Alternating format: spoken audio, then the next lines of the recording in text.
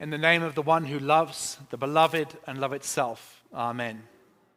Please be seated.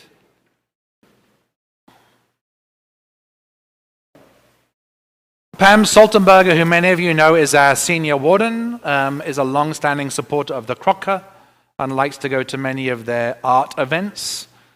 She knows I'm an artist and I'm interested in art, so she very kindly agreed to take me to the art auction last night at the Crocker. They collect pieces of work and they sell them to raise money for the Crocker, but also to raise money for their art education programs that go out into local Sacramento schools. It was a great evening with all the regular things you'd expect, like, drinks and canapes and snacks and food and this, that, and the other. And then we got to the auction, and I was fascinated by one thing that really jumped out at me. I didn't realize they were going to carry all the art in and hold it up while they were getting people to bid on it. I was fine with the art technicians when it was a tiny piece like this, but some of them were like this, and some of them were statues. And I was watching them kind of like walking things in and going up on the stage and realizing that stage is rocking a tiny bit. Is this going to work out okay?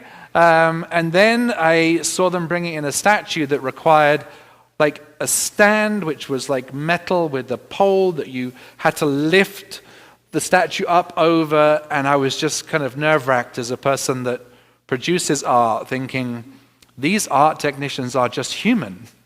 What if they drop tens of thousands of dollars worth of art on the floor? But at least as long as I was there, they did not. So that was okay. Made me think about this idea of our human frailty and things of immense value, which takes me to the epistle today, 2 Corinthians. Some wonderful poetry by Paul. We are experiencing the light of God. We know the glory, the knowledge of the glory of God in the face of Jesus Christ. We have this immense blessing in our lives, but we carry this gift in earthen vessels. Actually, I think the translation we have here says clay jars, but I memorized it years ago from a different translation.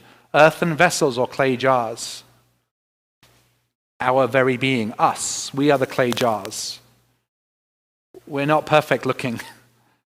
We might be a little tatty. Jars sometimes crack. We are dust, and to dust we shall return.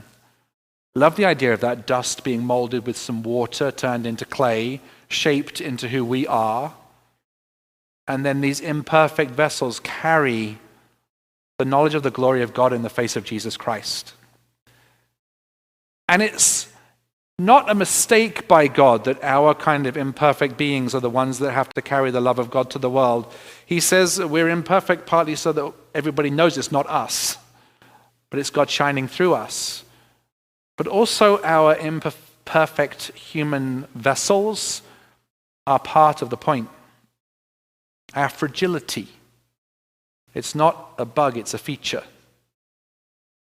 It's the grace of God in our lives being seen through our fragility that is the thing that everybody needs to see in order to know that the love of God works in the world.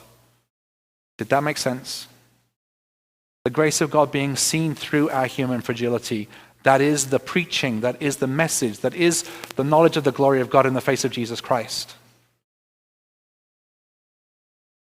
And Paul's going to go on to tell us a little bit more about the fragility of human life. And this is great poetry as well, but I didn't memorize it.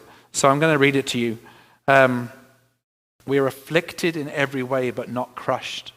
Perplexed, but not driven to despair. Persecuted, but not forsaken. Struck down, but not destroyed. He'll go on to say that we're literally dying. The moment we're alive, we're dying. We're fragile. We go through all these difficult things in life. We are pressed, we are perplexed, we are crushed. We're not crushed.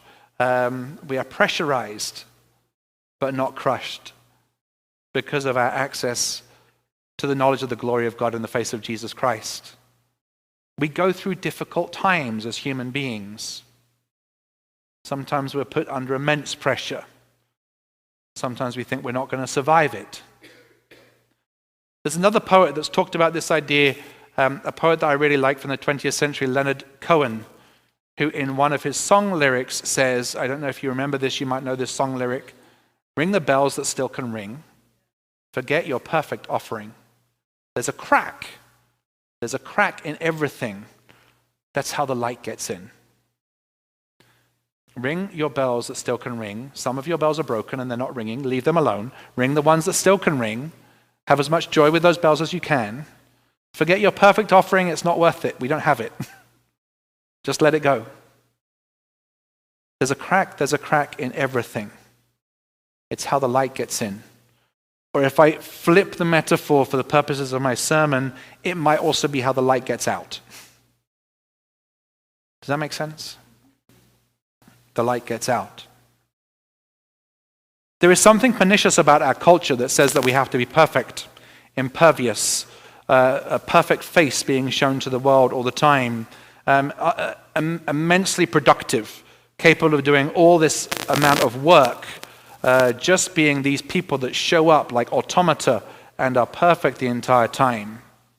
We think that frailty, fragility, our need to rest, and perhaps our moments of sadness are faults, are flaws to be gotten rid of and removed, but they are not.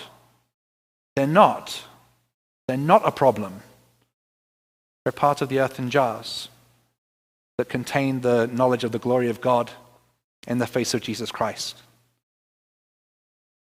It's not a bug, it's a feature.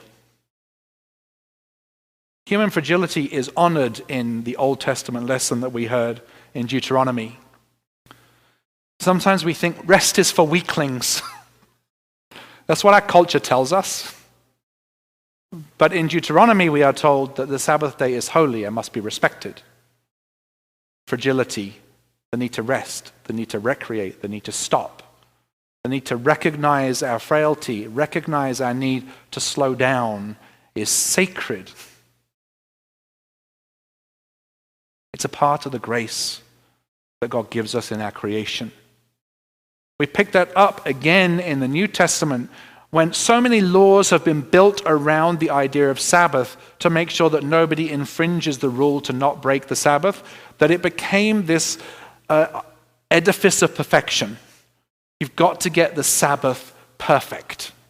You've got to be perfectly resting on the Sabbath, which became so difficult to achieve that people just stopped paying attention to their needs.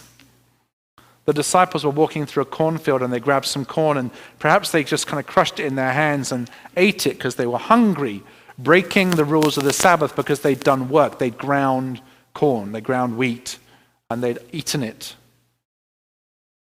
And Jesus wants to take us back to the purpose and intent of the Sabbath, to respect our human frailty, our need to pause, to rest, to recreate, to eat, to refresh, to sleep.